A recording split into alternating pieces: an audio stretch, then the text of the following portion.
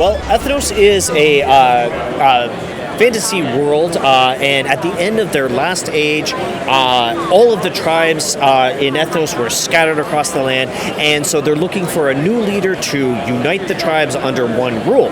So what's going to happen is you're going to play through 3 different ages, and in each age, you're going to be recruiting different tribe members to your hand, and then playing them out as bands collectively to lay down control markers in one of the 6 different kingdoms on the board. And after each different age, there is a scoring and then a final scoring at the end of the game.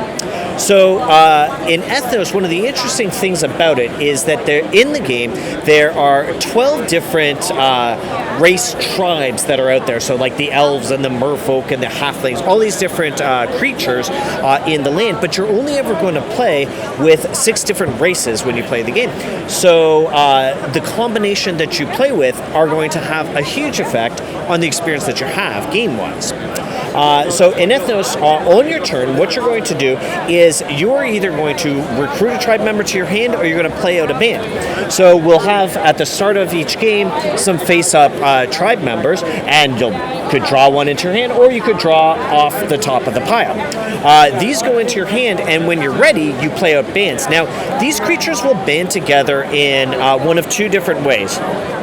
The same race of creature will be banded together. So we've got a troll here from Pelagon and a troll here from Duris, but they will work together. Or you could find tribe members that are from the same area but of a different tribe. And you can band these guys together as well. The key thing is that each different race has a special ability, and when you choose one of those creatures to be the band leader of the band that you play down there, you get access to their special ability. So, for example, the merfolk, you play a band of X number of cards, and you advance X number of spaces on the merfolk board that is right over here. We've got the giants, which will allow you to get extra points. We've got the wizards, which will allow you to draw cards from the deck when you play them out. And so if I play down a band of wizards of 5 different cards, I'm going to get to draw 5 different cards from the deck. And that's very important in Ethnos, because if I've got these cards in my hand and I play out these cards as a band, first of all, if I have a wizard from Ethnos as my band leader, that is where I'm going to get to place a control marker.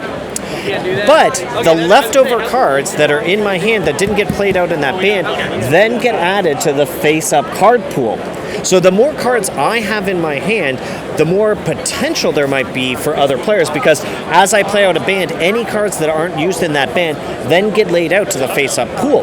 Otherwise, that face-up pool gets depleted, and then your only option is to draw from the top of the deck.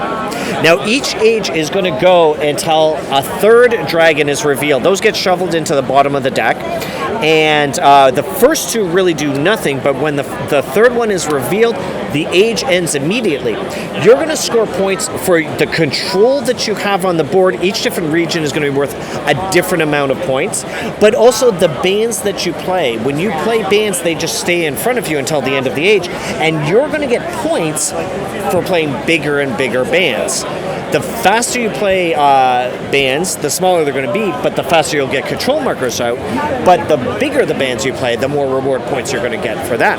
And basically that's it. It's simple and straightforward, but what gives it a great deal of replayability is the different combinations of tribes that you can use, and how taking one race out and putting a different one in greatly affects the interaction of the 6 that you'll be playing with each game. So really good game. This one has been, not a surprise hit for us. We always really believe in this game, but I think it kind of came out of nowhere for a lot of people. So we've been really excited to see the response to that.